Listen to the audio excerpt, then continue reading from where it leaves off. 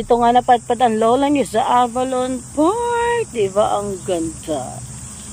Tapos meron akong pakikita sa inyo exercise. Ito daw na benefit nito ay dito sa arm, sa legs, at lalong-lalo na sa tiyan. Kailangan natin yan. Kaya paliitin na natin ang dapat paliitin. And let's start na. Nakita ko lang to sa YouTube. And tamang-tama ang init ng araw. Let's go. So, ang gagawin daw natin, hanap tayo ng mga papagtuunan natin. Pwede sa kama, sa table, sa sofa. The more na mababa, ay the more ang benefit at ikapapayat nyo. Kaya let's try na. Ay, ang ganda ng picturean ko dyan. Picture muna. Ay, wag na. So, gagawin natin, tuon natin dyan. Tapos, i-stretch natin yung paa natin ganyan. Tapos, i-move ulit natin pabalik. Then, stretch. Then, ulitin natin ulit. Pwedeng alternate. Kahit anong inyong unahin. Tapos, gagawin natin to ng 30 times. Na 3 sets. Pwede ka namang magpahinga ng every shift ng iyong sets. Basta gagawin natin tong 30 na 3 times. 3 sets. O so, bali 90 yun. Yan. Pahinga ka lang. Tapos hindi mo na mamalayan. Ang sexy mo na. O, diba? Sana all. Pwede mo tong gawin sa habang nanonood ng TV. Okay, nakikipagkwentuhan. Pero sa akin, mas maganda sound trip na lang. Kasi, tamo, hindi ko na alam kung anong number na natin. Basta, go lang.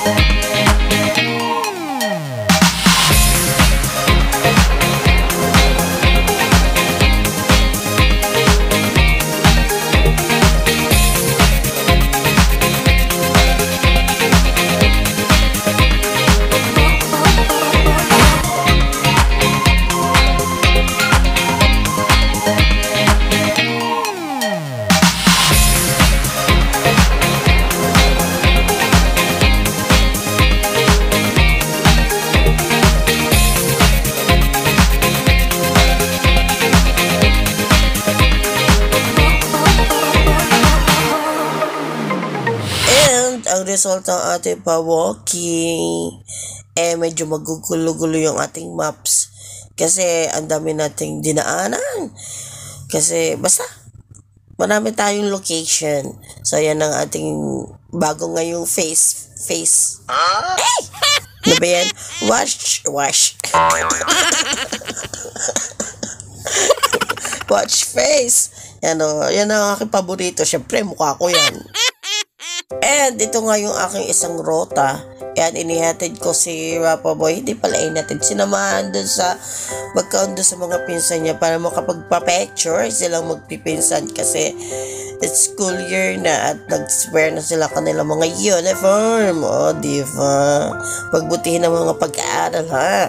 And next day, it's McDo time. Ayan ay after ng duty natin closing. And napag-isipan natin yaya ng gala dito kay Maricar kasi nandiyan lang siya sa tabi-tabi. And next duty ulit, McDo ulit. Syempre masarap ito, libre. Thanks Tita Mercy and Tita Senya. And next day, it's my day off. And yan, dito muna tayo sa bahay. Stay muna tayo kasi may problema ang ating car. Hindi tayo makagala. Kasi naman ay sa dami ng pinupuntahan natin at sa pagdo-DoorDash ni Lolo, nalobat ang battery kaya kailangan palitan. Oh, no! Pero sabi nga, kahit nagkakaproblema ay move on and bangon. yan. Laban lang sa buhay. Papasasaan pa baga at masosolve din yung problemang yan. Eto nga pala, nakakalimutan kong i-mention, tingnan nyo ang aking short hair. Yes, nainip na naman ang lola nyo at nagpaputol nga ako ng buhok dito sa asawa ni Maricar. Okay naman. Basta pinantay na lang. Kasi nga, ang hirap nga itago sa aking net itong buhok ko. Kaya, yan, pinashortcut. Kaya, ang gana feeling ng lola nyo. And yes, walking ulit kami ng lolo. At napasabay naman nga na wala akong pasok ngayon. Kasi holiday talaga, Waitangi Day. Parang sa mga Mauryan. Tapos yung si Rapa Boy nag-sleep over. Kagabi wala na. At maya-maya uwi niya kasi may samba tayo mamaya.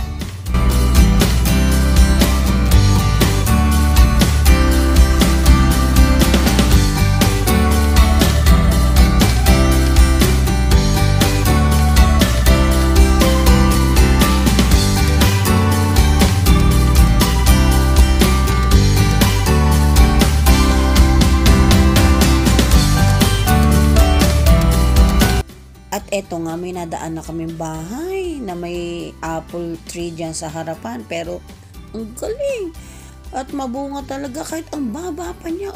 Mas maganda yung ganyang puno kasi doon sa kabilang bahay. Ang laki-laki. At kalamitan, puros basura lang naman ang dulot. Tapos, mga sira-sira pang apple at maasim. Ano kayang lasa nito? Diva, may taga-picture tayo ngayon. May bit-bit tayong photographer. So, ito ating result sa ating paglalakad. Di na masama. Kotang-kota lang tayo sa na-burn na cholesterol. And alam nyo ba yan? Si Lolo, kunyari lang yan. Pero may issue na rin yan sa kanyang paglaki. Kasi parang mayroong... Basta sa result ng kanyang blood test, meron siya kailangang i-adjust at i-diet. Tapos ang laki na rin ng tiyan. Kala niya ha. Kaya kailangan sabayan niya na rin ang trip kong paglalakad at pagdadiet. Kala mo naman tunay. And next day, ang daming next day nito It's picnic time ulit-ulit. Every Friday yata ito. And this time, bumalik na naman ako sa Avalon Park. And yes, kasama ko na si Lolo. Pinasunod ko na lang at malapit naman ito sa atin, diga. From work nga yata, hindi na nga ako nakauwi. And ayan ang ating chichibugin at may birthday yan pala. Namamatay talaga, meron ganun. Sige na. Happy birthday to you. Happy birthday to you. Kanta. Happy birthday. Happy birthday. Happy birthday to you.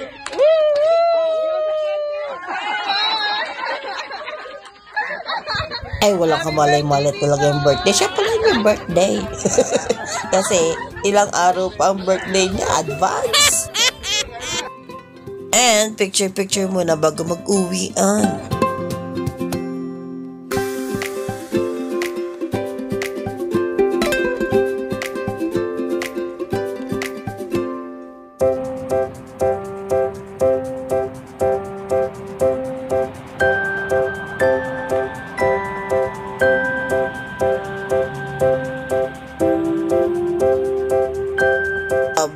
Ang tangkad na ng kamatis ni Lolo at may bulaklak na. Kailan kaya yan magbubunga? And tingnan din natin yung mga pabinihin ni Lolo sa likod kung ano bagang status na. And nga pala, next day, medyo may sumusuloy na naman pero hindi ko alam kung damo ba kaya sumuloy na yan o yung binhi na talaga. And masyado nga naiinitan kaya nilagyan ko ng ganyan. Sana nga umubura at saka mabuhay. Okay na rin yan. And next day ulit, meron tayong nakuha. Dahil kabahagi dito sa malaking isdang ito at papakita ko sa inyo kung saan niya nagaling. Hindi na nangyaring napakita at hindi ko na malaman kung saan ko ba yung nakita. Basta sa ka-church natin yung galing. Next day, and eto nga, pagpasok ko nga, may nakita nga akong card dito. Tas kalimitan, may nagbibigay talaga sa amin ng chocolate. Ang sweet naman ng mga customer. Tinan mo, sila pa talaga yung nagbibigay ng mga chocolate sa amin dito sa work. At marami talaga kaming mga customer na mababait. Pero siyempre, meron din hindi may iwasan. May ganun talaga. And after ng work, may nakita nga akong gantong anong tawag din yan, sa mga batang yan, yung cream. And syempre, bago ko ginalaw, syempre, nagpaalam ako sa mga bata. At ayan nga, meron dala si Lolo sa aking kape na mocha. So, pinag-mix together ko. Nakalibre ang lola nyo. Yan, tapos nagtimpla ako ng kape. Sarap. After working, ito talaga yung maiinom mo. Very, very good. Very, very nice. Hindi na kailangan magbayad. Abag nga naman, Hugardo Versosa.